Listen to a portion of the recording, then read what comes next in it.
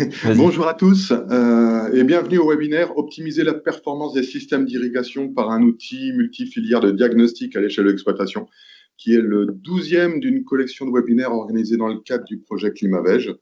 Je suis Henri Frelon, je travaille à BG Police Valais et nous sommes chefs de file de ce projet.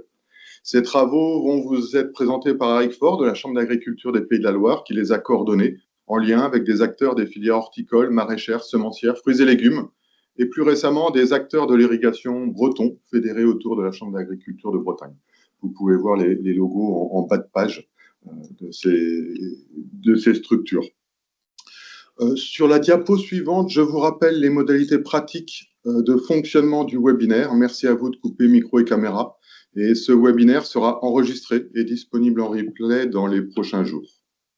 Pour revenir maintenant au projet ClimaVeg, ClimaVeg est l'association de deux mots, climat et végétal. Sur la diapo suivante, s'il te plaît, Eric. Il porte sur la transition et la durabilité des systèmes de production végétale face au changement climatique.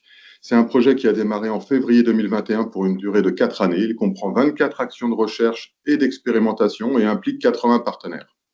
C'est un projet qui est cofinancé par les partenaires et les deux régions, le Conseil régional des Pays de la Loire d'une part et le Conseil régional de Bretagne, accompagné de l'ADEME d'autre part. Toutes les actions du projet ClimaVeg sont articulées autour du triptyque eau, sol, plante et sont de différentes natures. On y trouve à la fois des travaux de recherche, de l'expérimentation, mais aussi des ateliers participatifs de co-construction sur différentes thématiques de différents scénarios.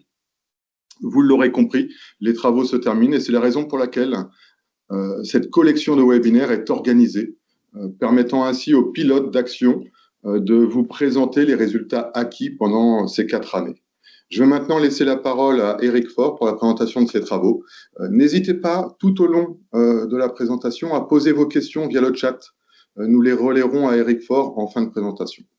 Merci et bon webinaire à tous. Je te laisse la parole, Eric. Bien, ouais. Merci beaucoup, Henri, pour cette introduction. Bonjour à toutes et tous pour ceux qui et celles qui sont connectés. Donc, comme l'a très bien présenté Henri, le but de cette présentation, c'est de faire un point au bout de ces années de co-construction sur cet outil qu'on a tenté d'élaborer collégialement, sur un outil que je qualifie de diagnostic d'irrigation et de performance auprès des exploitations agricoles. C'était bon, une volonté qu'on avait initialement quand on a lancé ClimaVeg. Ça fait partie de la tâche 4 et qui est la tâche 4.1.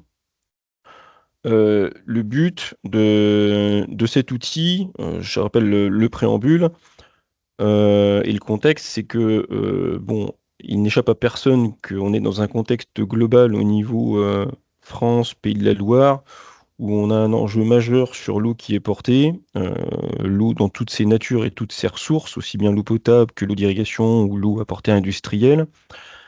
Et parmi cette ressource eau, l'irrigation en région Pays de la Loire et même en Bretagne et même ailleurs en France est de plus en plus regardée de façon, je serais tenté de dire, on va dire, comme étant une ressource très précieuse et encore plus avec la dérive climatique qu'on est en train de subir au niveau mondial et au niveau de l'Hexagone. Au niveau de la région Pays de la Loire, l'irrigation n'échappera à personne. C'est un facteur de production qui est de plus en plus précieux pour sécuriser les productions, aussi bien d'un point de vue quantitatif, qualitatif, mais aussi de la diversité des productions qui sont faites. C'est pour ça que cette tâche avait pour but de travailler collégialement avec toutes les filières agricoles de la région et au-delà de la région le Pays de la Loire, puisque on est sur un tissu de production qui est vraiment pluriel, puisqu'on va de systèmes irrigués, on va dire en grande culture, maraîchage, céréales, à des cultures à très forte valeur ajoutée et beaucoup plus pointues en termes de technique, par exemple par rapport à tout ce qui est en pépinière, maraîchage et horticulture. Donc ça, c'était important de pouvoir intégrer et d'essayer d'intégrer tout le monde dans le dispositif, puisqu'on est vraiment sur un panel d'irrigation et de typologies d'exploitation qui sont très très variées sur le territoire.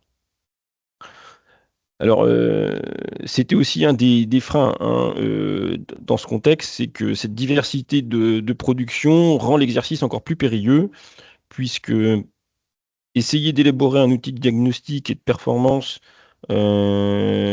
c'est essayer de tenir compte de toutes les spécificités de la région. On l'avait déjà mis en exergue lors des premiers comités techniques et comités de pilotage de la tâche 4.1, c'est que il serait complètement erroné et dangereux de vouloir comparer des exploitations, euh, on va dire maraîchage plein champ, à une exploitation céréalière. En termes de pratique d'irrigation, on n'est pas sur les mêmes systèmes d'irrigation la plupart du temps, on n'est pas forcément sur les mêmes systèmes, les mêmes sols.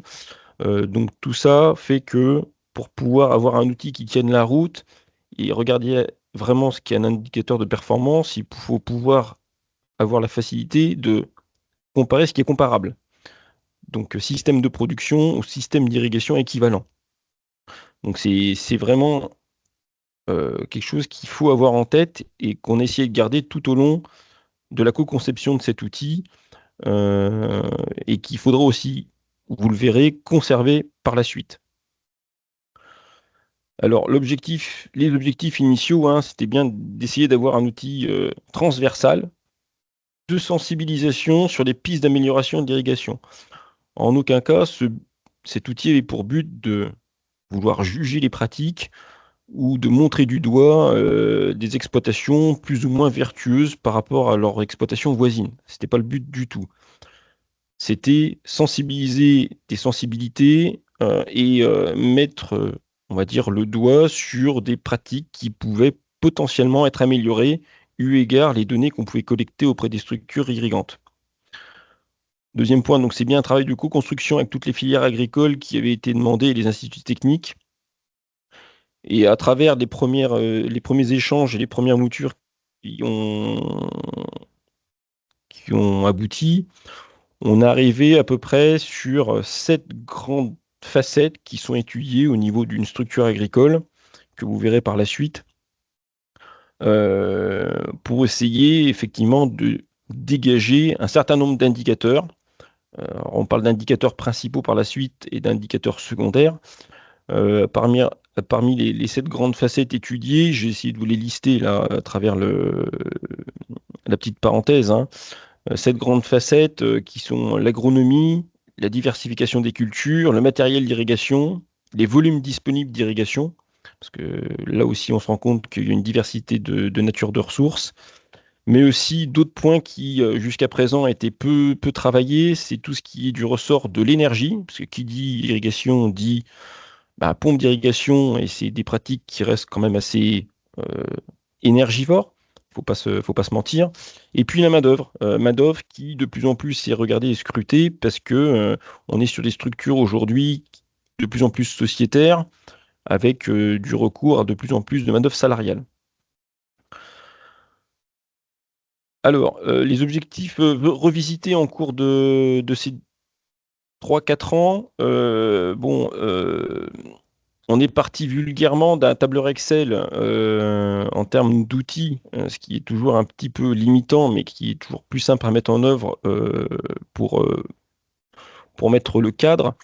Euh, Ce qu'il a fallu mettre en évidence, c'est que pour avoir quelque chose qui tienne la route auprès des publics qui sont volontaires, des structures irrigantes qui ont participé et qui souhaiteront participer à ces diagnostics, il faut quand même qu'on rende l'outil un petit peu sympathique en termes de présentation avec des rendus graphiques qui soient simples, pertinents et qui aillent directement au but. C'est-à-dire compiler de la data et créer des indicateurs, c'est bien. Encore faut-il qu'on pense aussi à l'utilisation finale de la donnée, aussi bien pour les structures qui sont volontaires que pour nous, utilisateurs des données par la suite, quand on voudra les agglomérer.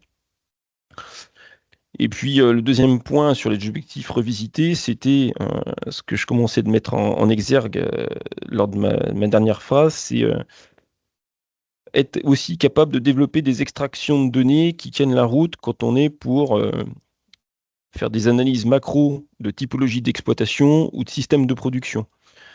Créer des indicateurs, c'est bien, encore faut-il pouvoir les agglomérer à typologie d'exploitation équivalente ou filière.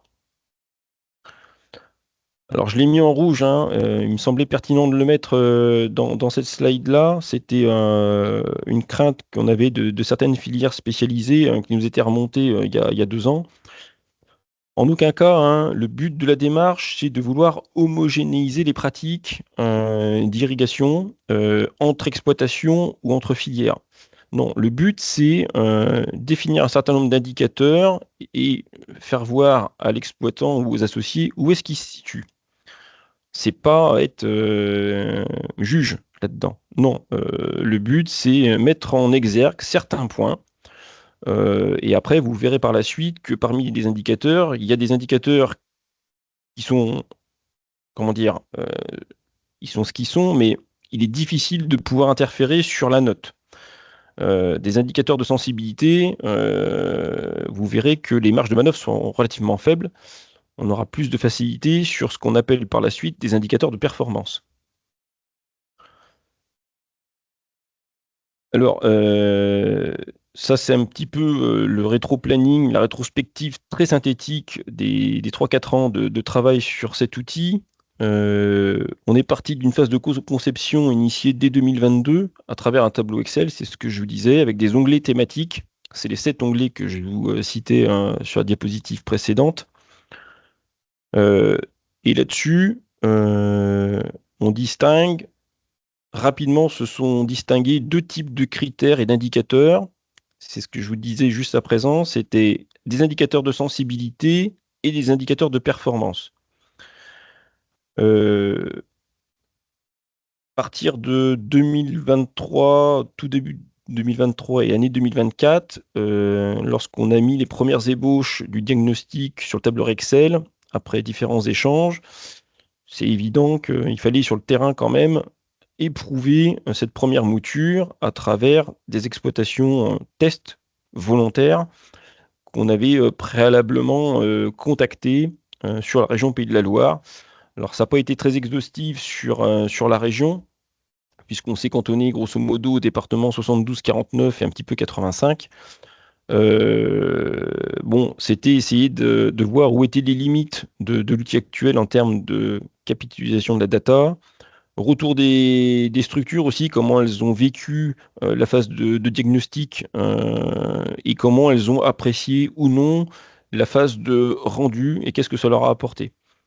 Donc on a fait ça sur 3 départements sur la région pour des raisons de facilité, il ne faut pas se le cacher, et de manœuvres disponibles pour faire ces diagnostics.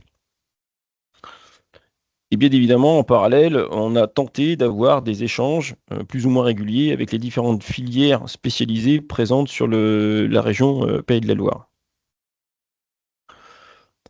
Alors, les phases de test sur site, sur terrain, nous ont prouvé ce qu'on pensait déjà hein, avant d'y aller, c'était que ce qui est important déjà pour faire un beau diagnostic, c'est qu'il faut avoir le bon interlocuteur. Ça peut paraître assez simple et évident, mais le dossier irrigation est quand même tellement complexe quand on arrive sur site qu'il y a nécessité d'avoir accès aux bonnes données. Et pour ça, il faut qu'on ait sur des structures sociétaires la bonne personne. Souvent, on se rend compte que il y a un des associés qui est vraiment spécialisé sur l'irrigation, ce qui n'est pas vrai des autres associés.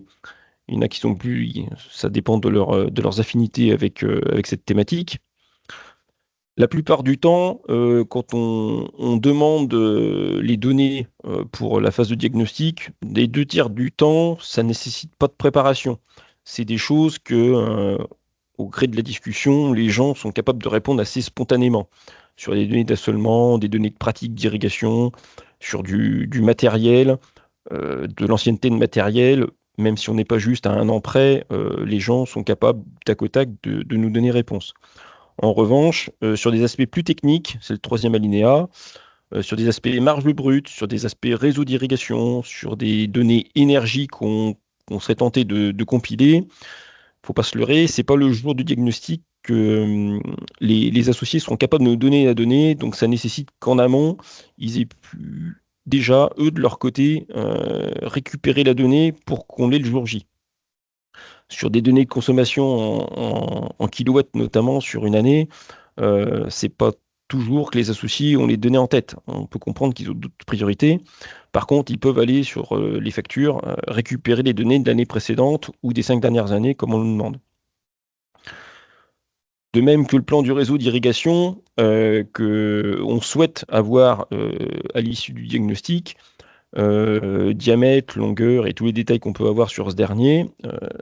Là aussi, on se rend compte, et on savait que ça allait être complexe, mais c'est beaucoup plus complexe qu'on ne le pensait suite aux premières phases de test qu'on a pu faire en 2023 et 2024, puisque on se heurte maintenant à une problématique ponctuellement de c'était les anciens qui avaient monté le réseau d'irrigation et ils n'ont pas pensé à tout noter. Donc on a des brides d'informations, mais souvent la génération d'avant a quitté l'exploitation pour des raisons qui sont totalement normales. Ils sont partis à la retraite. Et des fois, on se rend compte qu'il n'y a pas forcément toutes les données disponibles ou pas assez facilement. Sur la question du temps aussi, parce que quand on a questionné les filières spécialisées ou quand celles-ci nous ont interpellés ainsi que nos confrères du service, combien ça prend de temps de faire un diagnostic? C'est quelque chose qui effectivement va nécessiter du temps. J'ai essayé de vous lister ce qui nous remontait du terrain. C'est que rien que la phase de collecte de données sur site prend quasiment une demi-journée, avec déplacement inclus.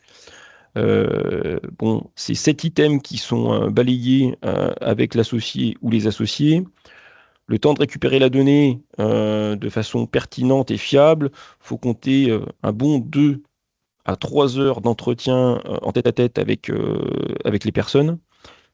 Et ensuite, une fois qu'on a collecté la donnée, il y a aussi un travail d'interprétation, d'analyse, de compte-rendu à faire. Et là aussi, quand on a les compétences nécessaires, faut compter une demi-journée pour être capable de réaliser une fiche synthétique qu'on peut, dans un premier temps, renvoyer à la structure en question. Donc, bon an, mal an, il faut compter à peu près un jour tout compris pour faire quelque chose de qualité.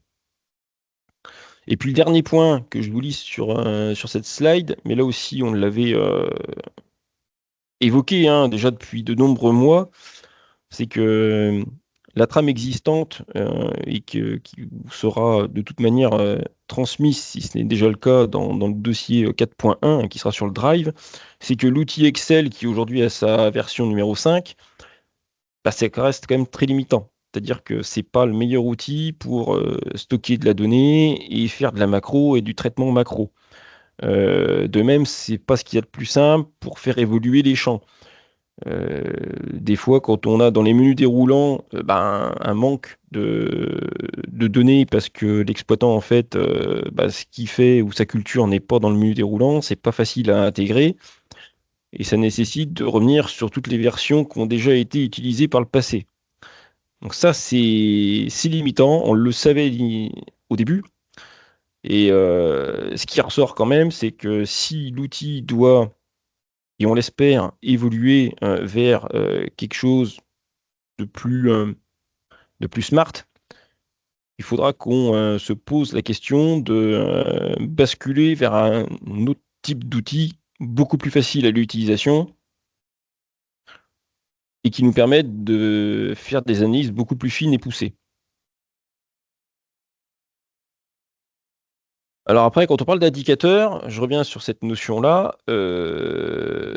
c'est toujours délicat. C'est vulgairement comme des systèmes de notation, ça fait toujours peur.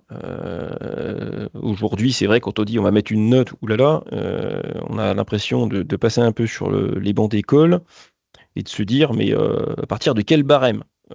Bon. Là aussi, il a fallu essayer de réfléchir sur un système qui soit assez homogène entre indicateurs pour qu'on ait une échelle à peu près commune d'évaluation et d'interprétation. Donc, j'ai essayé de vous la synthétiser de façon assez cartésienne. L'échelle de notation qu'on a souhaité retenir, ça allait de 1 à 10. On peut me dire pourquoi on n'a pas fait de 1 à 20, de 1 à 100. Bon, là-dessus, on pourra revenir sur ce postulat. Avec l'échelle basse, 1, c'est égal passable. Et la note maximum, 10. C'est-à-dire que là, on est, on va dire, au sommet de la performance de ce qu'on peut attendre. Et la note intermédiaire, moi, ce que je mets souvent, puisque je suis aussi un ancien expérimentateur végétal, de par mon modeste passé sur l'aspect agronomique et dans mes corps de métier, quand je faisais de l'expérimentation végétale, on avait tendance à mettre 7 égale note satisfaction, satisfaisant. Donc, je vous le mets aussi pour rappel. Alors après, la note peut être sous différentes formes. Soit c'est un pourcentage qu'on remet sur l'échelle de 1 à 10, soit ça peut être un nombre, là aussi qu'on remet sur l'échelle de 1 à 10, ou alors ça peut être plus basique. Lorsque c'est juste éventuellement des options de matériel qui sont utilisées ou pas utilisées, là-dessus la note est radicale. C'est oui, il y a le dispositif, non, il n'y a pas le dispositif. Oui, on l'a, c'est 10, non, on ne l'a pas, c'est 1. Donc ça peut être très clivant, j'entends. Mais il faut bien à un moment donné prendre un cadre, s'y tenir, et le but c'était, ce que je vous disais au tout début, c'est d'avoir un cadre assez homogène. Alors, au niveau des indicateurs qui ont été établis dans ces années de travail, je vous parlais de sensibilité. Indicateur de sensibilité, indicateur de performance. Dans un premier temps, on va essayer de se focaliser sur l'indicateur de sensibilité. Sensibilité, la définition, c'est que ça donne une image des caractéristiques intrinsèques de l'exploitation, caractéristiques sur lesquelles il est peu facile de pouvoir interférer, ou alors sur un pas de temps qui peut être long. Un exemple classique d'indicateur de sensibilité, ça va être par exemple le type de sol ou le type de substrat dont on dispose. Une exploitation agricole, elle a les parcelles qu'elle a, elle a la nature de sol qu'elle a. C'est difficile de pouvoir changer une terre argileuse en terre sableuse et vice-versa. Euh, on peut, sur certains facteurs, interférer, comme le taux de matière organique, mais sur un temps long. Mais vous comprendrez bien que là-dessus, c'est le cadre de l'exploitation qu'on essaie de caractériser à travers différents indicateurs de sensibilité. Sur cette notion-là, on en a catalogué une vingtaine qui sont assez structurants, assez significatifs, et des indicateurs plus complémentaires qui sont, en termes de performance, pour l'irrigation, moins impactants. Alors vous verrez par la suite ce que ça peut être, hein, parce qu'il y a une liste à la Prévert. S'il fallait passer indicateur par indicateur, il suffirait pas de quelques heures pour ce webinaire. Mais je vous invite toutes et tous à aller voir en détail ces derniers. J'ai essayé de vous en lister quelques-uns. Alors voilà, là, des trucs très basiques, très simples. Des indicateurs de sensibilité, les premiers qu'on peut avoir, c'est le pourcentage de surface irriguée de l'exploitation par rapport à la SAU, surface agricole utile. Est-ce qu'on est sur 5% de l'exploitation qui est irriguée ou 100%? Et je vous ai mis vulgairement ce que ça peut représenter en termes de classement. Vulgairement, on est à 50% de surface irriguée par rapport à la SAU. On a une note de 7, satisfaisant. On est à 100% de surface irriguée, on a la note maximale de 10. D'autres indicateurs à remettre en considération, comme je le mets dans la petite parenthèse, en fonction de la typologie d'exploitation, c'est important, ça peut être le volume par hectare irrigué disponible. Est-ce que je suis sur un ratio par hectare d'un volume disponible maximal de 600 mètres cubes hectare, ou est-ce que je suis sur des volumes plus importants de l'ordre de 2000, 2500 mètres cubes hectare, voire plus? Là aussi, ça donne lieu à, on va dire, une mise en exergue sur l'échelle commune de 1 à 10. J'ai 2000 mètres cubes par hectare. Dans le cas présent, là, je vais être sur un système polyculture élevage. J'aurai la note 7, satisfaisant. On a d'autres indicateurs qui peuvent apparaître, qui ont interféré lors des échanges qu'on a pu avoir. C'est le volume par associé. Combien j'ai d'eau par associé d'exploitation? Là aussi, ça peut être considéré comme étant un facteur de sensibilité. Bon, voilà, après, on ne va pas les faire tous en détail, je pense qu'on n'aura pas le temps, hein, malheureusement. Indicateur de réserve facilement utilisable, moyenne, sur les surfaces de l'exploitation. Est-ce que j'ai des sols qui sont, comment dire, assez, qui ont un réservoir sol facile pour stocker de l'eau ou pas? Voilà. Est-ce que j'ai une RFU qui est faible, des sols sableux où j'aurai 15 mm de RFU, voire 20, je serai sur des notes basses de l'ordre de 1 à 3, ou est-ce que je serai sur des sols profonds, on va dire argileux, limono-argileux, et là j'aurai une note de 10 parce que j'aurai au moins 50 mm de capacité de rétention en eau du sol.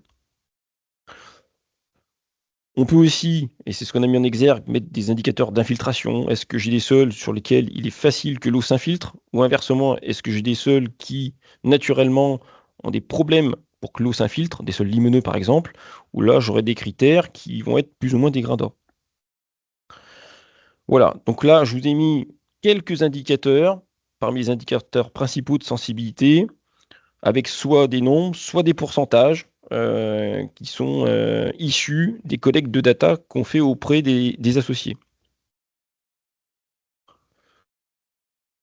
Diversification des cultures, là aussi, on essaie de voir quels sont le pourcentage d'espèces qui sont irriguées tous les ans sur l'exploitation. Est-ce que parmi ces espèces irriguées, il y a des espèces parmi lesquelles on a une obligation d'avoir de l'irrigation? Je pense notamment à des cultures de maraîchage, de l'arboriculture. Il y a des cultures, si on n'a pas d'eau, on sait pertinemment qu'on ne pourra pas les tenir, on ne pourra pas les faire. Donc là-dessus, c'est aussi des critères qu'il faut mettre en exergue, mais qui sont du ressort de la sensibilité de l'exploitation. Ce n'est pas de la performance. Là, on prend le cadre général. Voilà. L'exploitation, s'il n'y a pas d'eau, cette espèce-là, on ne peut pas la faire, etc., etc. Là, on parle des cultures spécialisées. Pour le forage, ça peut être la même chose. Si on est sur des exploitations à forte dominance élevage, que ce soit gros bovin ou élevage de spécialisés hors sol, quelle est la part d'espèces qui sont autoconsommées, que ce soit des céréales ou du fourrage? Et parmi les fourrages qui sont faits sur l'exploitation, combien d'espèces sont irriguées? Et on peut même aller plus loin, c'est quel tonnage de matière sèche est issu de l'irrigation si, par rapport à si on n'est pas d'irrigation. Là aussi, c'est de la sensibilité d'exploitation. On enlève l'irrigation ou on diminue de 50% l'irrigation sur cette exploitation-là, eh ben on aura tant de production de fourrage en moins ou tant d'auto-consommé en moins. Là, c'est vraiment ces critères-là, c'est mettre en exergue. On enlève tout ou partie de l'irrigation sur cette exploitation. Qu'est-ce que ça va engendrer? Des critères plus techniques, même si là c'est plus de la performance, j'aurais dû le mettre sur une autre rubrique, c'est quelles sont les pratiques qui sont faites en termes d'apport par hectare en fonction des espèces. Est-ce qu'on est sur une céréale à paille, est-ce qu'il fait 2 tours d'eau sur un blé? Est-ce qu'il fait 7 tours d'eau, 2000 m3 sur un maïs? Est-ce que les céréales fourragères sont irriguées et à combien? On ramène ça à l'hectare et on regarde après par rapport au panel d'exploitation similaire. Donc là aussi, on regarde, et puis en fonction des écarts par rapport à des abacs du terrain, on regarde si c'est conforme aux pratiques du pool représentatif, ou alors il y a des écarts de 10, 20, 30, 40%.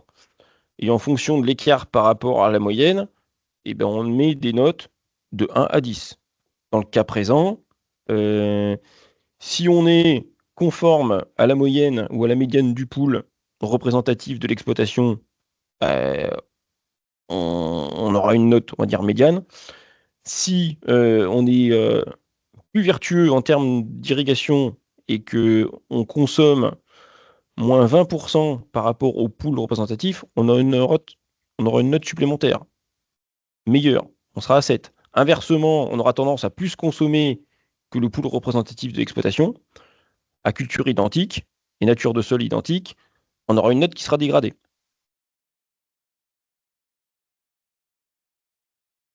Alors là, c'est ce que je vous disais tout à l'heure. On peut aussi, quand on regarde la valorisation de l'eau sur l'irrigation et des pratiques, faire une approche en tonnes de matière sèche produite en plus par mètre cube, quintot par hectare ou nombre de plants par hectare. Voilà, on peut se permettre d'avoir une multitude d'indicateurs en lien avec la pratique d'irrigation et le volume apporté par hectare. Si on revient sur des notions plus de sensibilité, et parmi les indicateurs, là on est sur la thématique ressources disponibles pour l'exploitation. On va regarder quelles sont les diversités de ressources présentes. Est-ce que c'est que du forage? Est-ce que c'est de l'irrigation depuis une retenue collinaire? Et on va regarder quelle est la part d'eau euh, euh, entre hiver et été. Est-ce que l'irrigation dépend que de prélèvements directs dans le milieu ou est-ce que l'irrigation d'exploitation dépend de volumes qui sont stockés l'hiver?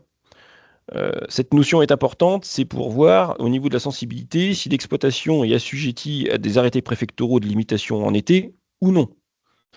Euh, Ça peut paraître assez bénin, mais quand on a fait les phases de test sur l'exploitation, il y en a qui ont rapidement compris que ils avaient tout intérêt quand même à stocker au maximum l'eau l'hiver plutôt que de continuer à prélever dans les cours d'eau parce qu'ils étaient soumis à des limitations qui ponctuellement étaient déjà très fréquentes et qui étaient très fortes.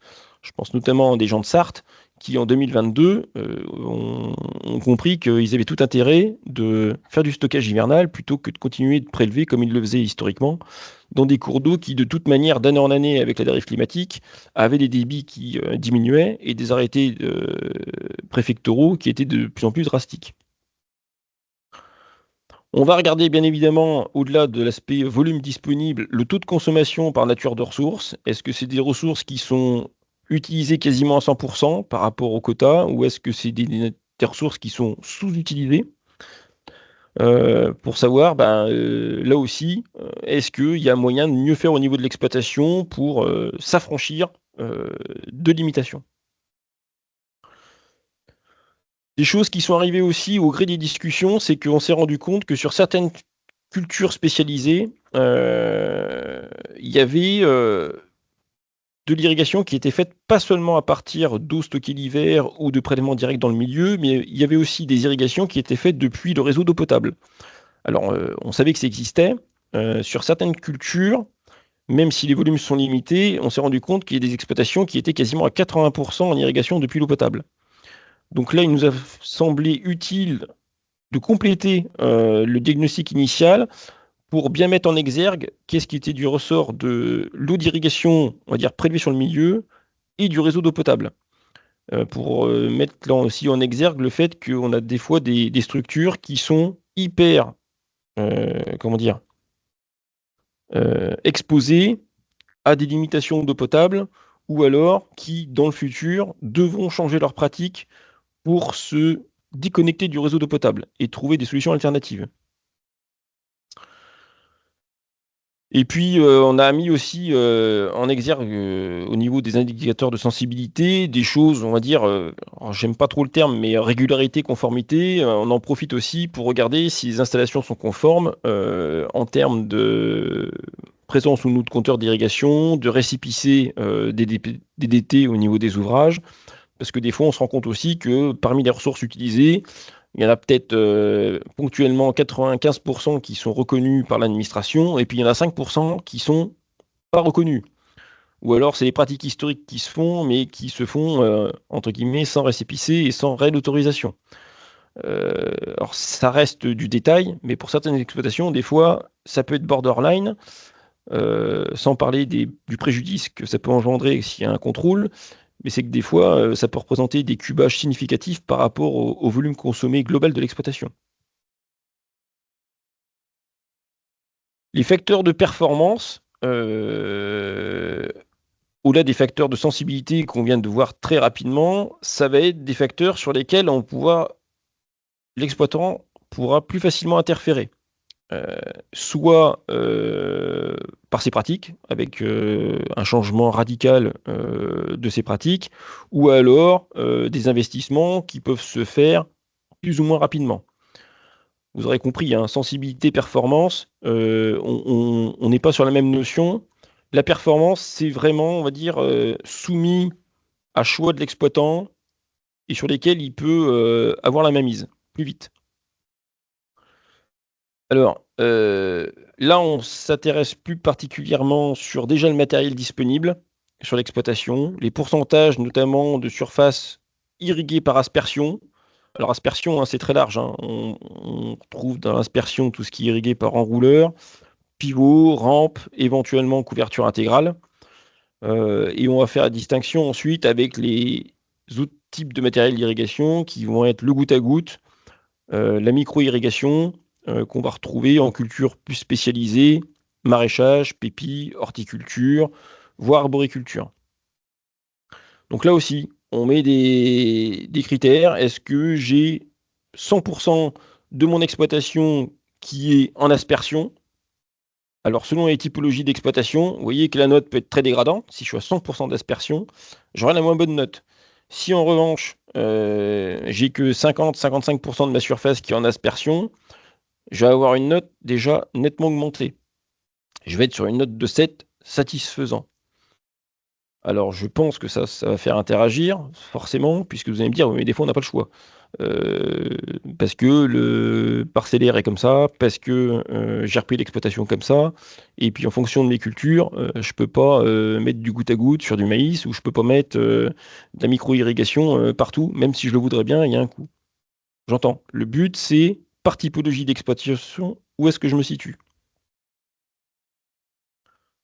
Donc là, c'est ce que j'en faisais déjà part, là. Pourcentage de surface en irrigation localisée, dans laquelle on va retrouver tout ce qui est goutte à goutte, micro-irrigation, ou sous frondaison, ou micro-aspersion.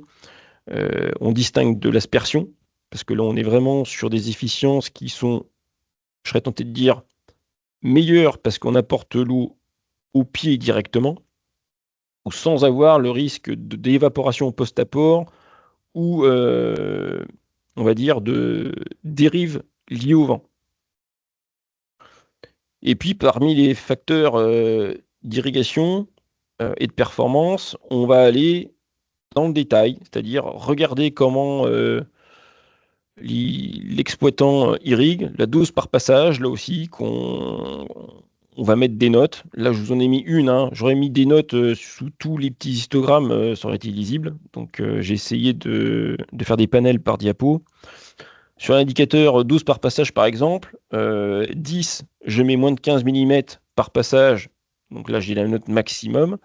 En revanche, je fais des apports beaucoup plus importants.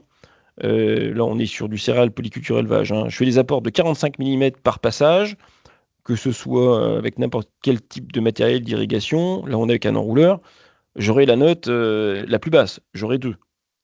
Parce que d'un point de vue efficience et capacité d'infiltration, on va être sur des apports trop importants par rapport à ce que le sol est capable de boire. L'indicateur, un autre que j'ai mis un tableau, c'était l'indicateur vérification, réglage, qui figure tout à droite là.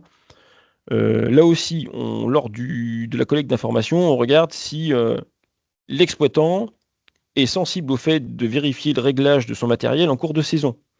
Est-ce qu'il se fait une vérification, 2 vérifications ou 3 vérifications? Je ne vous ai pas mis le détail des vérifications en question, mais s'il ne fait rien, grosso modo, il prend le matériel, il le met en route, bah, il aura une mauvaise note. S'il est sensible et qu'il a l'habitude de faire au moins 1 à 2 vérifications en cours de saison, que ce soit la pression au canon, que ce soit les volucompteurs, ou ça va être des changements de réglage sur le canon, on va lui mettre une note meilleure. Le dernier indicateur là que je vous mets, c'est l'indicateur pourcentage d'équipement canon. Là aussi, on va regarder si sur les canons, il y a des dispositifs de gestion des débuts de démarrage et de fin de démarrage d'irrigation pour éviter d'arroser les routes ou pour avoir une meilleure homogénéité des apports sur la parcelle. On va regarder si les canons sont équipés ou pas équipés. Voilà, c'est des voies d'amélioration possibles. On sait aujourd'hui qu'il y a des dispositifs qui existent. Est-ce que l'exploitant en a? Est-ce qu'ils sont là et est-ce qu'ils sont utilisés? C'est toute chose. Voilà, c'est peut-être des voies d'amélioration qui sont possibles. Le but, c'est de le mettre en exergue. Sur l'indicateur dose journalière, là aussi, c'est combien de millimètres j'apporte par jour en moyenne quand je fais un apport. Là aussi, le but, c'est de mettre un critère. Est-ce que je suis sur un apport de l'ordre de 2,6 à 3,5 millimètres par jour en période d'étiage, de par mes pratiques, ou est-ce que je suis à moins? Si j'apporte moins de 2 millimètres par jour, ben, c'est un peu critique, même en pilotage d'irrigation. Je suis plus en train de faire de la survie que de l'irrigation de qualité, parce que j'aurai une plante qui va stresser. À l'inverse, si je suis capable d'apporter quasiment l'équivalent de la demande climatique de la journée, je vais être sur une note proche de 10. Sur des matériels, là, on est sur du pivot ou rampe. Est-ce que j'ai des dispositifs de basse pression ou des cannes de descente sur mon matériel d'aspersion rampe pivot? Là aussi, c'est basique. On rentre dans le troisième type de critère qui était oui, j'en ai, non, j'en ai pas. Non, j'en ai pas, j'ai un de 4. Oui, j'ai des cannes de descente qui vont maximiser, améliorer la qualité de répartition de l'eau au sol. Je vais avoir la note de 9. Bon, là, on est sur des rampes. Et de la couverture intégrale, on essayait de lister tous les types d'aspersion possibles. On met des indicateurs en fonction du matériel présent, etc. etc. Là, sur des systèmes de goutte à goutte, pour être sur du matériel plus spécialisé et hors aspersion, on intègre des indicateurs qu'on n'a pas l'habitude d'avoir sur les autres types de matériel par aspersion. Puisqu'on est sur du goutte à goutte, on va avoir l'utilisation de filtres et de tamis avec de la purge et de la vérification de ce type de dispositif. Là aussi, on essaie de voir quelle est la fréquence de nettoyage des filtres, quelle est la fréquence de purge, et en fonction de la fréquence d'entretien, on va mettre des notes de performance, toujours de 1 à 10. Vous voyez par exemple là, est-ce que je fais un nettoyage de filtre 2 fois par mois, j'ai une note de 6. Si je fais un nettoyage de filtre une fois par an, bah, par contre, j'aurai la note la plus dégradante qui sera de 20. Voilà. Critère par critère, je ne les passe pas parce qu'il y en a énormément et je vous ai mis qu'une partie des principaux, je ne vous ai pas mis les secondaires. Au niveau de l'énergie, un indicateur qu'on a mis en exergue dès le début, c'était ramener les kilowatts consommés. On s'est rendu compte que lors des phases d'entretien avec les exploitants, c'était une donnée qui était très compliquée à récupérer, puisque des fois, effectivement, les compteurs permettent d'alimenter pas que de l'irrigation, mais aussi d'autres types d'installations, et que c'est aussi compliqué de différencier l'énergie nécessaire quand on a de retenue collinaire au remplissage de la retenue, de différencier l'énergie nécessaire pour la mise sous pression en période d'étiage. Bon, il y a des petits ajustements qui ont été faits, on essaie de cumuler les deux et de retrouver au global les kilowatts qui sont consommés qu'on rapporte au mètre cube consommé. Et on regarde là aussi où on se situe avec une note de 1 à 10 dont vous verrez, on va dire, les abacs plus en détail dans les documents qui seront sur le drive. Et on essaie de différencier en fonction du matériel et du type, si on est en aspersion ou en micro-irrigation, parce qu'on n'est pas sur les mêmes pressions de travail, on n'est pas sur les mêmes longueurs non plus de réseau, donc il faut tout remettre dans son contexte. Mais là aussi, on se rend compte qu'il y a des gros écarts. Hein. Quand on a fait les travaux de groupe, notamment sur la Sarthe, début d'année 2024, je me souviens d'un groupe d'une douzaine d'exploitations qui ont été tests. C'était pas comment dire, c'était une association d'irrigants, c'était pas une ASA ou une ASLI. À l'intérieur de ce collectif-là qui a participé à ce travail de test, les écarts étaient du simple double, pour différentes raisons, mais je peux vous assurer que ça fait parler pendant le compte-rendu. Au moins, il y a eu un vrai travail d'échange et des choses qui, pour certains, ils sont partis de la réunion avec, comment dire, plein de choses à faire. Sur toujours cette notion d'énergie, on va regarder s'il y a des voies d'adaptation et d'amélioration, ne serait-ce que sur les moteurs aussi. Est-ce qu'il y a possibilité d'installer des variateurs de fréquence sur les moteurs électriques pour éviter d'avoir des surconsommations liées à des pratiques d'irrigation qui ne nécessitent pas toujours une pression, une consommation du moteur à 100%. On va regarder la longueur du réseau d'irrigation, le diamètre moyen du réseau d'irrigation pour savoir si on est sur des réseaux qui sont fortement soumis à perte de charge ou non. Et également, on va voir tout ce qui est du ressort de l'ancienneté du matériel de pompage. Est-ce qu'on est sur des pompes de moins de 5 ans ou est-ce qu'on est sur des pompes qui ont des fois plus de 30 ans pour certaines et qui commencent à avoir des rendements qui sont dégradés. Bien évidemment, quand on parle de performance d'irrigation, on parle de pilotage. Pilotage d'irrigation, est-ce que sur les exploitations, il y a des outils de décision qui sont utilisés? Et si oui, de quelle nature? Parce qu'il y en a plein. Ça va des sons en passant par les bilans hydriques. Sur des cultures plus spécialisées, on va avoir recours au solarimètre ou à des balances, notamment sur des cultures de maraîchage. Là aussi, on va essayer de ramener ces utilisations d'outils en fonction du nombre d'espèces qui sont irriguées ou aux surfaces qui sont pilotées avec des outils de décision. Plus on aura de surfaces pilotées avec des outils de décision, meilleure sera la note, et inversement. Voilà, pour cet aspect-là. C'est la même chose que je viens de vous dire, mais présenté sous une autre façon avec des pourcentages. Et puis en termes de livrables, puisqu'il faut bien avancer quand même dans le webinaire, parce que le temps défile, aujourd'hui, le livrable qu'on a, c'est 2 onglets Excel de bilan. Là, c'est l'onglet où vous avez des graphiques et des histogrammes qui sont rendus à l'exploitant, sur laquelle on essaie de lui mettre tous les indicateurs principaux qu'on a détaillés avec lui.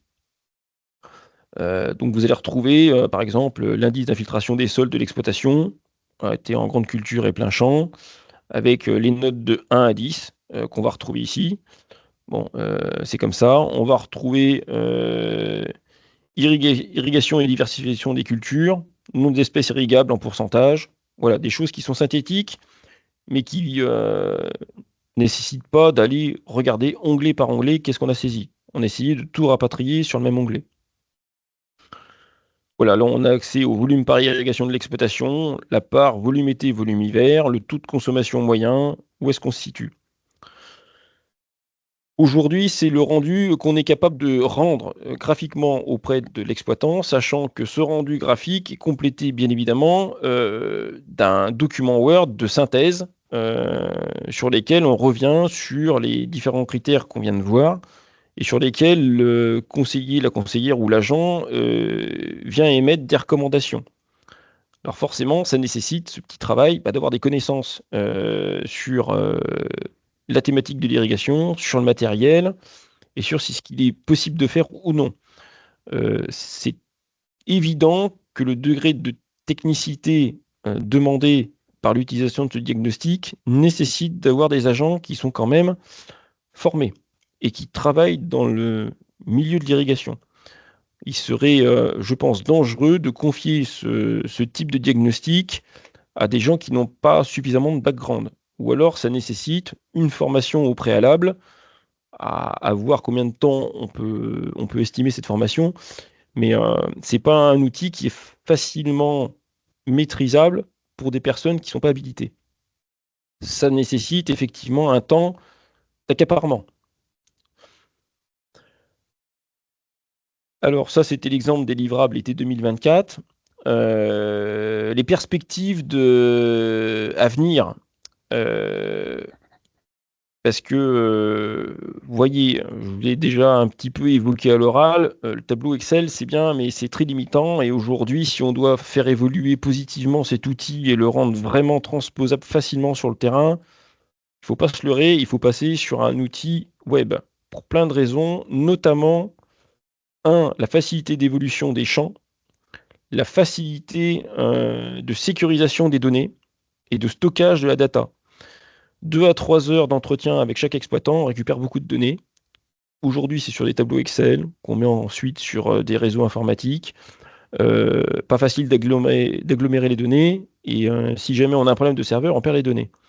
Aujourd'hui, on a tout intérêt de faire évoluer cet outil vers un outil web qui serait beaucoup plus simple et beaucoup plus sécure et qui permettrait aussi une utilisation plus facile, aussi bien pour les agents, mais pourquoi pas, on peut éventuellement se poser la question si une partie de la donnée pourrait pas être directement, on va dire, enregistrés par les exploitants qui seraient volontaires.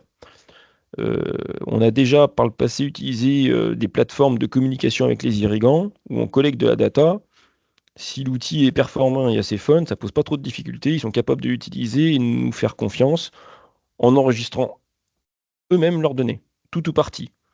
On a bien conscience qu'ils ne pourront pas tout enregistrer. Il faudra les accompagner sur certains points, mais ça pourrait aussi être un facteur d'optimisation de temps global. Alors, ça, c'est ce que je vous disais. Une base de données qui soit interactive entre irrigants et référent eau. Alors, j'appelle ça référent eau, hein, c'est-à-dire pour les utilisateurs qui seraient amenés à utiliser cet outil. Facile d'évolution, un stockage sécurisé et surtout une facilité d'agglomération des données. Quand on est pour faire des extractions de données par typologie d'exploitation, par système d'irrigation, dès qu'on est sur un outil base de données, on peut facilement, quand on a paramétré les champs de synthèse qu'on demande, avoir des sorties qui soient quasiment instantanées. Aujourd'hui, avec le tableau Excel, ça nécessite un temps très long. Je peux vous assurer que pour avoir fait des analyses de groupe sur le Maine-et-Loire et sur la Sarthe, ne serait-ce qu'agglomérer des données sur une dizaine d'exploitations qui participent, ça demande du temps. Et souvent, le temps, on en manque. Avec cet outil web, on irait sur quelque chose de beaucoup plus rapide et performant. Alors cet outil-là, on s'est rendu compte que au point de départ, c'était vraiment pour mettre l'exergue sur des indicateurs de performance de l'irrigation sur lesquels il faut interférer ou on peut éventuellement interférer quand on a les possibilités de le faire en tant qu'exploitant. On a d'autres attentes aussi qui sont attendues puisque on voit aujourd'hui poindre le fait que d'autres structures qui ne sont pas forcément exploitation agricole souhaiteraient aussi avoir des outils de diagnostic et des outils de diagnostic de territoire. Et c'est pour ça que le fait de recourir à terme à un outil web de diagnostic en performance d'irrigation est plus que jamais nécessaire, je pense. Il y a une vraie utilité aujourd'hui en région Pays de la Loire et même ailleurs. Alors, on a essayé vulgairement de regarder ce que ça pouvait donner en termes de développement. À titre personnel, je me suis permis de faire 2 devis pour savoir jusqu'où on pouvait aller en termes d'investissement.